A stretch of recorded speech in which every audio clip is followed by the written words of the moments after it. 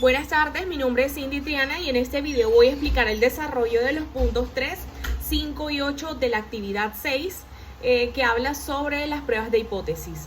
Durante la explicación les estaré mostrando los datos utilizados, las hipótesis planteadas, los cálculos realizados y la interpretación de los resultados obtenidos.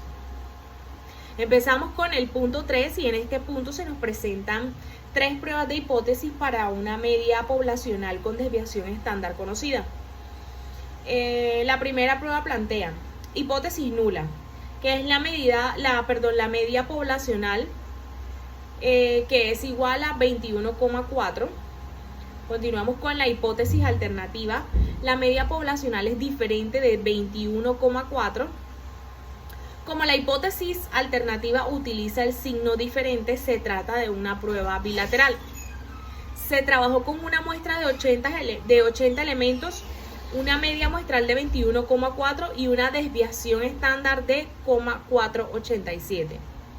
Con un nivel que significaba del 5%, el valor crítico en esto más o menos es de 1,96. Al aplicar la fórmula del estadístico Z, el resultado fue igual a 0. Como el valor 0 se encuentra dentro de la zona de aceptación, no se rechaza la hipótesis nula. Por lo tanto, no existe evidencia suficiente para afirmar que la media poblacional sea diferente de 21,4. En el segundo ejercicio del punto 3 se plantea una prueba unilateral a la izquierda. La hipótesis nula establece que la media es mayor o igual a 8,56. La alternativa establece que la media es menor a ese valor, a 8,56. Con una muestra de 40 elementos y una desviación estándar del 2,95, aquí se calcula el estadístico de la prueba y el resultado fue igualmente, como la anterior, a 0. Como 0 es mayor que el valor crítico de menos 1.645, el resultado queda en la zona de aceptación. Por esta razón no se rechaza la hipótesis nula. La conclusión de esto es que no existe evidencia estadística suficiente para afirmar que la media poblacional sea menor a 8,56. En el tercer ejercicio del punto 3 se realiza una prueba unilateral a la derecha. La hipótesis nula indica que la media es menor o igual a 104.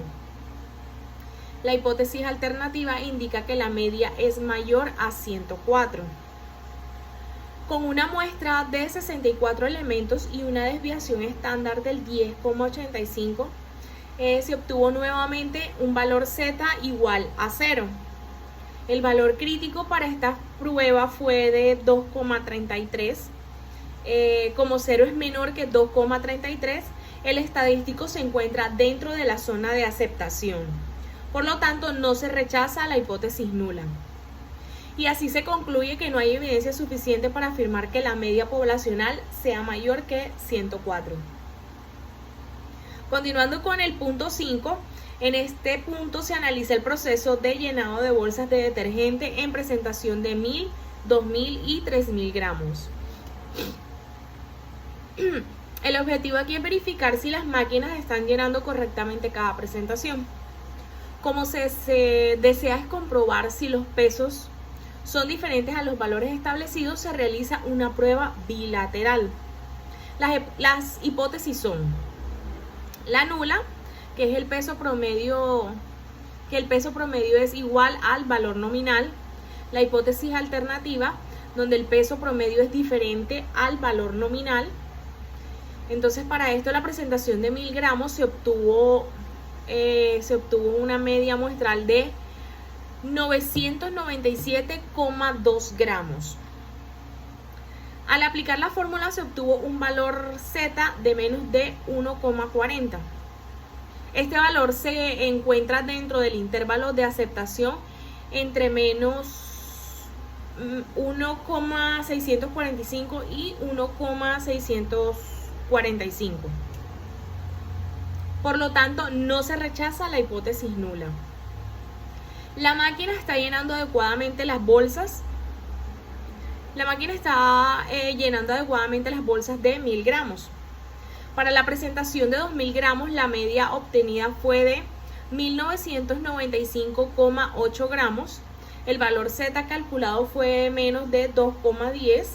Este valor se encuentra en la zona de rechazo, por lo tanto se rechaza la hipótesis nula. Esto indica que existe una diferencia significativa entre el peso esperado y el peso promedio obtenido. En este caso, pues se recomienda calibrar mejor la máquina. Para la presentación de 3000 gramos, la media fue de 3004,7 gramos. El valor Z obtenido fue de 2,35 y este resultado también se encuentra en la zona de rechazo. Por lo tanto, se rechaza la hipótesis nula. Esta evidencia de que el peso promedio difiere del valor establecido, por lo que se recomienda realizar una calibración. Finalmente, en este punto se concluye que la presentación de 1000 gramos cumple con las especificaciones, mientras que las presentaciones de 2000 y 3000 gramos requieren ajustes en el proceso de llenado. Y finalizando con el punto 8, en este punto se seleccionó una variable cualitativa y una variable cuantitativa para explicar los errores tipo 1 y tipo 2.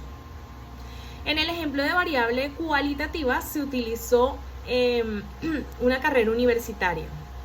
La hipótesis nula indica que el 40% de los estudiantes pertenece al programa de psicología. La hipótesis alternativa indica que el porcentaje es diferente al 40%. El error tipo 1 ocurre cuando se rechaza la hipótesis nula, siendo esta verdadera. ¿Cómo así? Es que concluir que el porcentaje es diferente del 40% cuando realmente sí es del 40%. En el error tipo 2 ocurre cuando no se rechaza la hipótesis nula siendo falsa. En este caso sería concluir que el porcentaje es del 40% cuando en realidad es diferente. El ejemplo variable cuantitativo, en este se utilizaron las horas trabajadas. La hipótesis nula establece que los trabajadores laboran en promedio 8 horas diarias. La hipótesis alternativa indica que trabajan una cantidad diferente de 8 horas. El error tipo 1 consiste en afirmar que los trabajadores no laboran 8 horas cuando realmente sí lo hacen. Por otro lado, el error tipo 2 consiste en afirmar que sí trabajan 8 horas cuando en realidad el promedio es diferente. Como conclusión general a esto, las pruebas de hipótesis permiten tomar decisiones basadas en evidencia estadística y no únicamente en suposiciones. A través de los ejercicios que realizamos, fue posible identificar estas zonas de aceptación y rechazo. Pudimos interpretar los resultados obtenidos y comprender la importancia de los errores tipo 1 y tipo 2 en la toma de las decisiones. Muchas gracias.